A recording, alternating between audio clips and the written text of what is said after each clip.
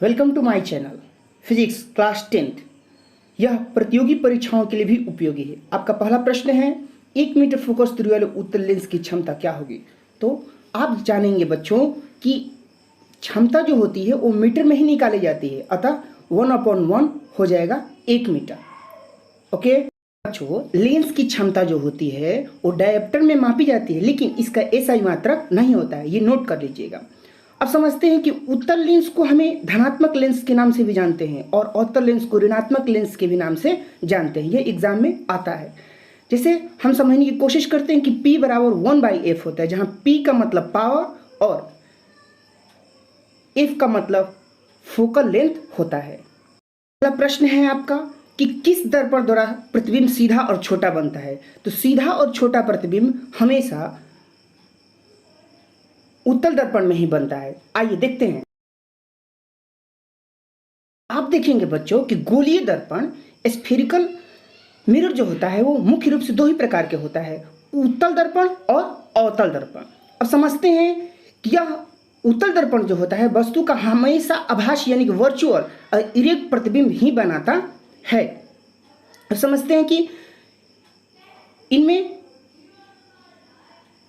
अवतल दर्पण छोटा, बड़ा, बराबर और बहुत बड़ा प्रतिबिंब बना सकता है। और बच्चों ये वस्तु का हमेशा आभासी और काल्पनिक दोनों प्रकार के प्रतिबिंब बना सकता है। बस यह डिपेंड करता है कि वस्तु कहाँ रखी गई है। अगला क्वेश्चन है आपका कि अवतल दर्पण किस प्रकार का किरण पुंज है। तो अवतल दर्पण जो है एक अभिसारी किरण पुंज है। अब हम समझने की कोशिश करते हैं कि आखिर ये किरण पुंज होती क्या है।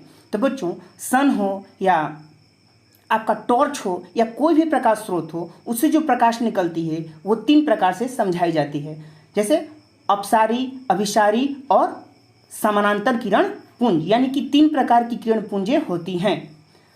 किरणों के समूह को किरण पुंज कहा जाता है, जैसे अभिसारी, अपसारी और समानांतर। अब बच्चों समझिए जरा, अभिसारी जैसे आप देख रहे हैं कि टॉर्च से जो लाइट है एक बिंदु पर आ जाती है, तो इस घटना को हम कहते हैं अभिसारी।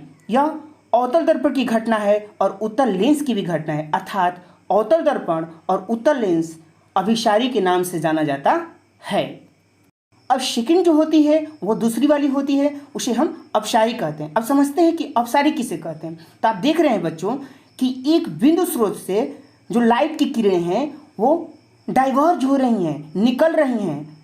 आप लाइट्स को देखिए ध्यान से, तो इस प्रकार की घटना को कहा जाता है, टॉर्च से जो निकल रही है, कहा जाता है अपसारी किरण पुंज। और तीसरे प्रकार की जो किरण पुंज होती है उसे भी समझने की कोशिश करते हैं, तो उसे कहते हैं समानांतर या पैरेलल।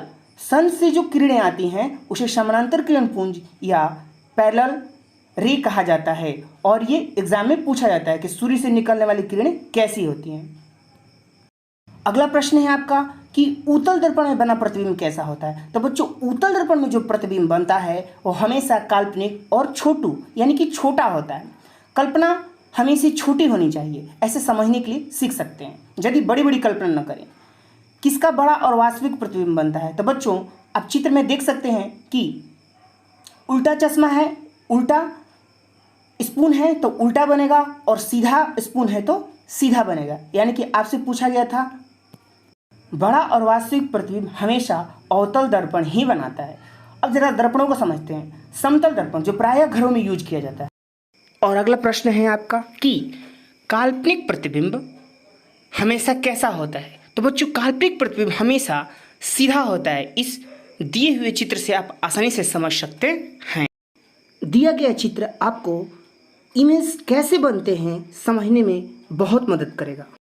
अब अपने हम नए प्रश्न की ओर बढ़ते हैं और आपका प्रश्न है कि गोलीय दर्पण के ध्रुव और फोकस के बीच की दूरी को क्या कहते हैं। तो बच्चों, फोकस दूरी को छोटा f से डिनोट किया है, जबकि फोकस को f से डिनोट किया जाता है और ध्रुव को p से डिनोट किया जाता है। अगर गोलीय दर्पण और फोकस के बीच की दूरी को फोकसांतर कहते हैं।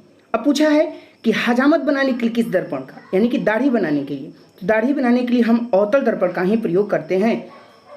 अब देखते हैं बच्चों कि सर्च लाइट, फिल्मों में देखे होंगे सर्च लाइट जो होती है उसमें किसका इस्तेमाल किया जाता है। तो सर्च लाइट में हम उत्तल दर्पण का प्रयोग करते हैं। ठीक है बच्चों, नेक्स्ट देखते हैं क्वेश्चंस। अब पूछा है कि रोगियों की आंख कान नाक की जांच के लिए कौन सा दर्पण प्रयोग किया जाता है। तो आप फिगर में देख सकते हैं कि अवतल दर्पण का प्रयोग किया जाता है। थैंक्स।